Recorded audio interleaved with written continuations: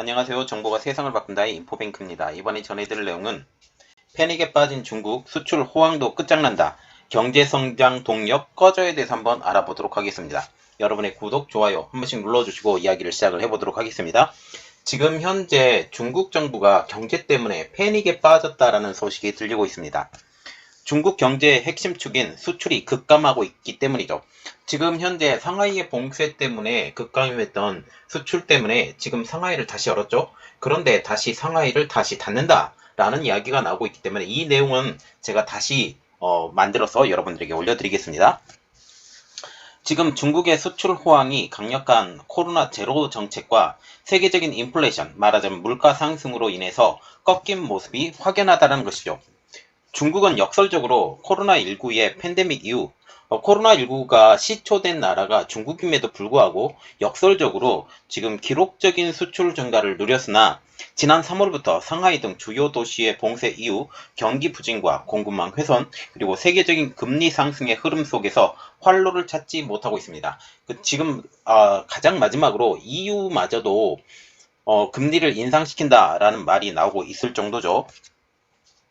2020년부터 2021년까지 수출 급증으로 사상 최대의 무역 흑자를 기록했지만 최근 몇 개월 새에 지금 수출 증가율이 눈에 띄게 둔화되는 중입니다. 또한 가장 큰 이야기가 하나가 있는데 탈중국을 지금 시도를 하고 있다라는 내용이죠. 이것도 제가 다시 준비해서 여러분들에게 알려드리겠습니다. 특히 시진핑 주석 3연임을 추진 중인 중국 공산당이 연말에 제20차 당대회를 앞두고 고수하는 제로 코로나 정책이 중국 경제에 악영향을 주는 것은 지대한 것으로 보이고 있죠. 또한 중국 수출에 가장 큰 영향을 준 것은 제로 코로나 정책이지만 여기에 더 많은 영향을 준 것은 주요 고객인 미국과 유럽이 고물가 여파로 소비를 줄인 여파도 상당합니다. 즉 제로 코로나 정책으로 중국에게 주문이 어렵게 되자 동남아시아가 중국을 대체하는 글로벌 공급망 허브로 떠오르고 있죠. 지금 IPEF로 지금 세계 경제가 축이 다시 변하고 있어요. 인도태평양 정책을 다시 짜고 있는 미국의 입장으로서는 중국을 제외하고 이제 인도태평양 중심의 그 경제 공동체를 통해서 다시 한번 중국에서 벗어난 그 아세안 지역 그리고 한국, 일본을 중심축으로 하는 이러한 공급망을 새롭게 짜겠다라고 지금 미국은 생각을 하고 있다고 합니다. 이것이 지금 현재의 상황이에요. 이는 중국의 성장 파이를 갉아먹은 것처럼 보여요. 그래서 지금 아세안 지역에 있는 공장들이 지금 주문이 폭주하고 있다라는 말까지 나오고 있죠. 이렇게 되면서 세계 공장 지위가 흔들리면서 중국 경기 둔화도 우려가 커지고 있는 상황입니다. 그러나 중국과 같은 경우는 가장 큰 무기가 있죠. 히토류.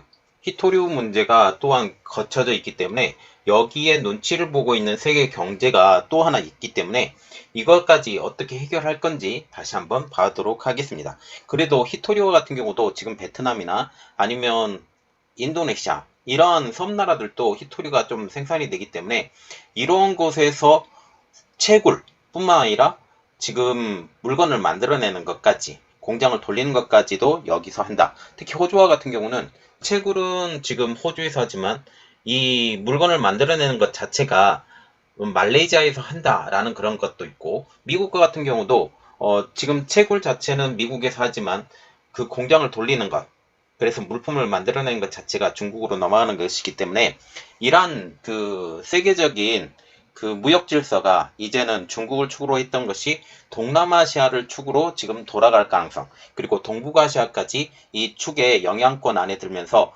우리나라도 다시 한번 퀀텀 점프를 할 수 있는 기회를 갖게 될 것처럼 보이고 있죠. 자, 그래서 이야기는 더 깊이 들어가 보도록 하겠습니다. 패닉에 빠진 중국 수출 호황도 끝장난다. 경제 성장 동력까지 꺼져입니다. 지금 그림을 하나 보여드리는데 중국의 수출 증가율 추이와 전망이라는 것인데요.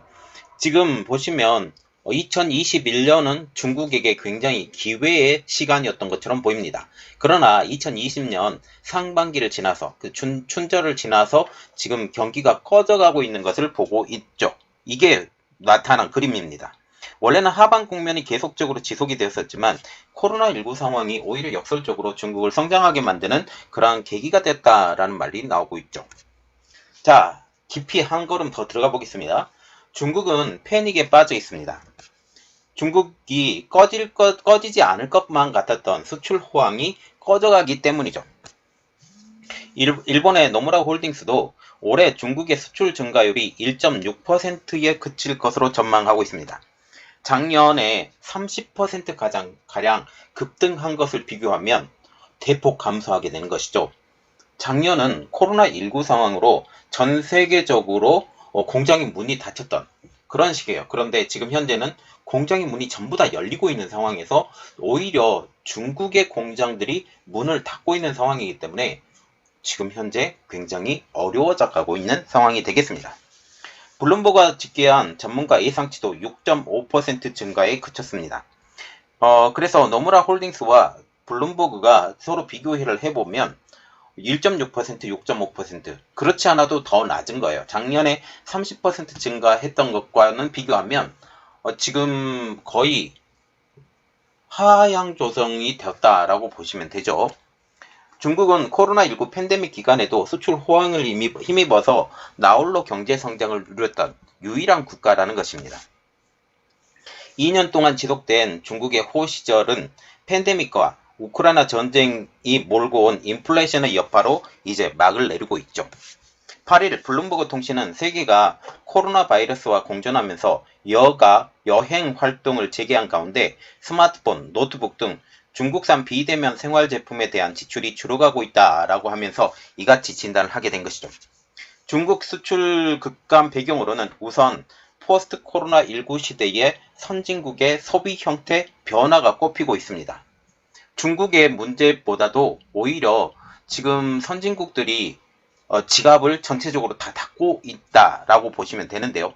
이제 그 제로금리 정책을 포기를 하면서 이제 돈줄을 쥐어 당겨야 돼요. 그래서 인플레이션이 있을 것을 생각을 해서 이제 금리를 계속 올리면서 사람들이 쓸 돈이 없어져 가고 있죠. 돈을 무작정 빌려도 금리를 또 갚아야 되기 때문에 이러한 것들이 많이 힘들어져가는 그런 상황입니다. 그리고 위드 코로나가 본격화되면서 소비자들은 상품 소비 대신 이제 여행, 외식 등 서비스 지출에 이 돈을 늘리고 있어요. 그래서 서비스 지출이 늘어나면 당연히 먹는 것도 줄어들고 또한 그 우리가 여가 활동으로 보았던 노트북이나 아니면 TV 같은 것도 점점 판매가 줄게 되는 것이죠. 지금 재택근무가 일상화된 시기에 불티나게 팔렸던 중국산 제품 판매가 직격탄을 맞게 된 것입니다. 지금 테슬라의 회장 자체도 우리는 비대면 없어. 무조건 나와서 일해야 돼. 라고 말할 정도로 이제 대면 활동이 더욱더 커져가는 것을 우리가 볼 수가 있습니다. 또한 높은 인플레이션도 중국 수출의 악재가 됐죠. 미국과 유럽 소비자들은 물가가 치솟자 허리띠를 졸라매기 시작을 했습니다. 특히 물가가 치솟으면서 미국과 유럽의 소비자들이 허리띠를 졸라매는 추세이고 원자재와 물류비 상승으로 중국산 제품의 가격이 오르기 때문에 지금 물류비가 오르면 당연히 그 이 물류비를 판매 비용으로 전가를 시켜야 돼요. 판매 비용으로 전가를 시켜야 되고 또한 원자재 가격이 오르기 때문에 지금 공장도 가격도 올라요. 공장도 가격이 오른 데다가 물류비까지 오르게 되면서 이 중국의 저가 정책이 이제 실효성을 걷지 못하게 된, 그래서 말하자면 가격 경쟁력이 떨어지게 되는 그러한 상황이 벌어지게 된 것이죠. 이러한 영향으로 유통업체들의 타격으로 돌아오고 있습니다. 미국 유통업체들은 넘쳐나는 재고로 골머리를 앓고 있죠. 사람들이 이제 물건을 사지 않기 시작하면서 지금 이것에 대한 재고가 쌓여 있어서 주문을 하지 못하는 악영향으로 가고, 이 악영향은 곧바로 중국의 생산 활동의 감소까지 지금 보게 되는 거죠. 블룸버그에 따르면 월마트와 타깃을 비롯한 유통 공룡들의 재고량은 1년 새 26% 증가한 450억 달러, 한국 돈으로 약 57조 원으로 나타났습니다. 이러한 재고의 부담은 곧바로 추가 제품 주문 감소까지 나타났죠. 월마트에 이어서 미국의 2위 소매업체인 타깃은 이날 재고분을 떨기 위해서 가격이나 주문 축소가 불가피하다며 2분기 영업 마진율이 당초 예상보다 낮은 2% 정도에 그칠 것으로 전망하고 있다고 소식이 나오고 있습니다. 지금 2% 성장률이라는 것은 거의 자연 성장률이라고 보면 되는데 거의 판매량이 늘지 않은 것이에요. 이전에 판매가 많이 됐던 것을 생각을 해서 주문이 많이 넣었던 것이 오히려 도구로 지금 자본 잠식으로 돌아오게 되는 것처럼 보이는 거죠. 이렇듯 소비 위축 우려에 타깃의 주가는 하루 새 3%포인트가량 하락했고 월마트 주가도 2% 가까이 빠졌습니다. 지난달 타깃과 월마트는 판매 부진, 운송비 및 인건비 증가의 여파로 실적 쇼크까지 기록했죠. 특별히 인건비 부분에 대해서 우리가 또 말해야 될 것이 있는데 지금 미국과 같은 경우는 인건비가 지속적으로 올라가고 있는 상황으로 지금 보이죠. 그러면서 지금 유통업체들이 지금 원가 부담률이 굉장히 높아져 가고 있는 상황입니다. 세계 최대의 소비시장 미국의 지갑이 닫히고 있죠. 그러면서 원자재와 물류 비용의 급격한 상승은 지금 중국 수출업체의 마진을 더 빠르게 축소를 시키고 있어요. 이것은 어떤 이야기냐면 이제 주문이 들어가지 않잖아요. 주문이 들어가지 않기 때문에 지금 중국의 업체들도 가격을 낮추어서 판매를 한다라는 거죠. 지금 원자재 가격과 물류 비용이 높아졌기 때문에 우리가 이득이 없어. 그래서 우리가 판매를 못 하겠어. 라고 얘기가 하면서, 너희들이 조금 더 깎아주면 안 되겠니? 미국에서 이렇게 요구를 한다라는 거죠.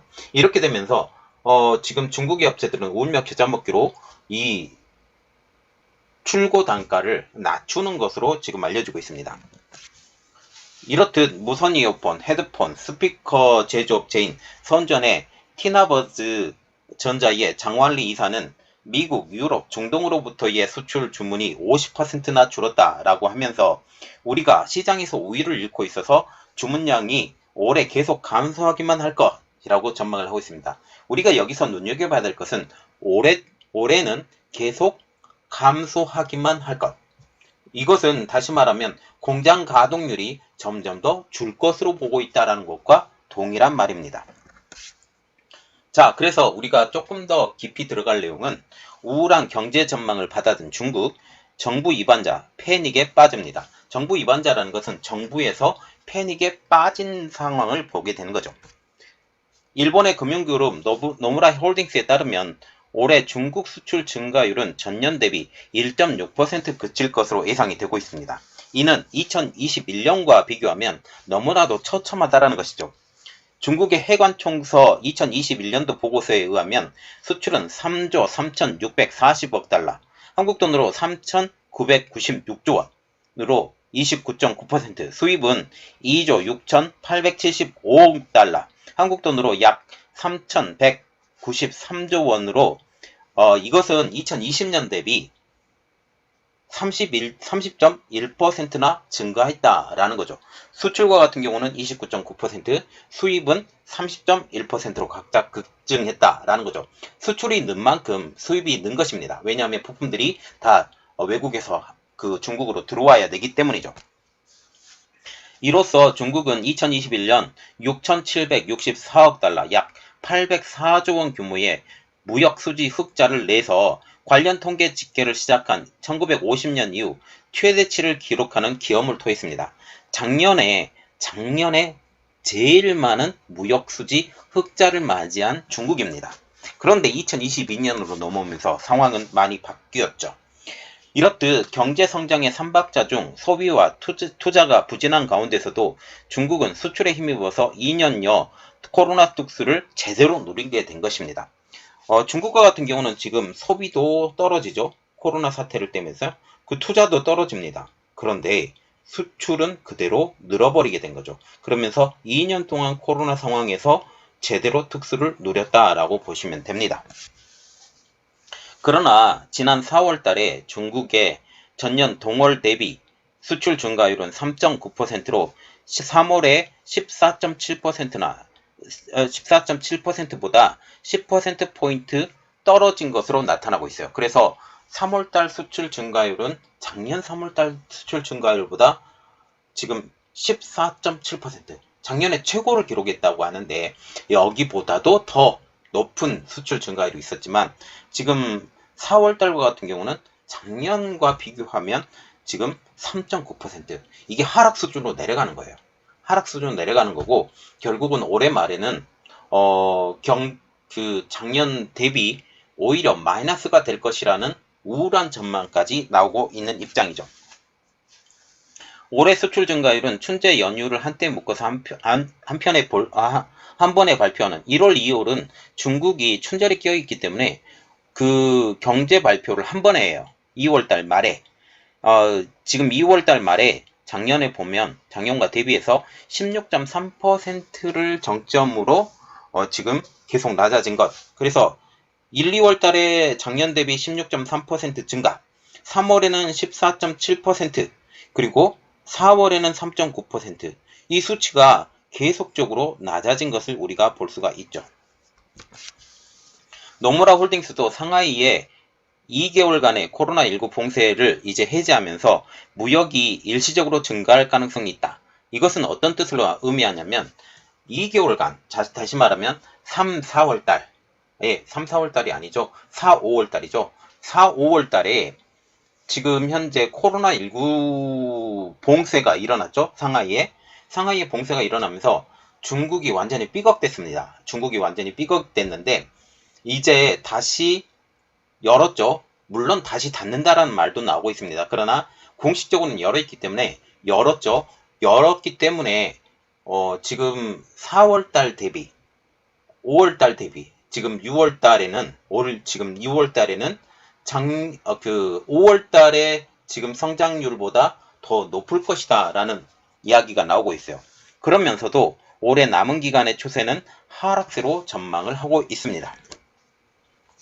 리서치 그룹의 게이브 칼 그레고 노믹스의 선임 분석가인 토마스 게틀리는 원자재 인상으로 인한 가격 인상으로 중국의 명목 성장률이 플러스가 될 수는 있지만 지금 원자재 가격이 올랐기 때문에 이 판매 가격도 올라야 돼요. 판매 가격이 오른 것까지 지금 생각을 한다면 실질적으로 판매 가격이 올랐기 때문에 작년 수출 금액보다 높아야 돼요. 수출 금액보다 높아야 되지만 올해 수출은 위축될 것이라고 생각하면서 올해 경제 성장률의 목표인 중국 경제 성장률의 목표는 5.5%입니다. 5.5% 달성은 불가능할 것. 노무라 증권가 같은 경우는 1.5%까지 얘기를 하면서 지금 갭이 벌써 4% 차이가 나죠. 이렇게 차이가 날 정도로 중국의 경제는 꼬꾸라질 것으로 경제 전문가들이 분석을 하고 있습니다.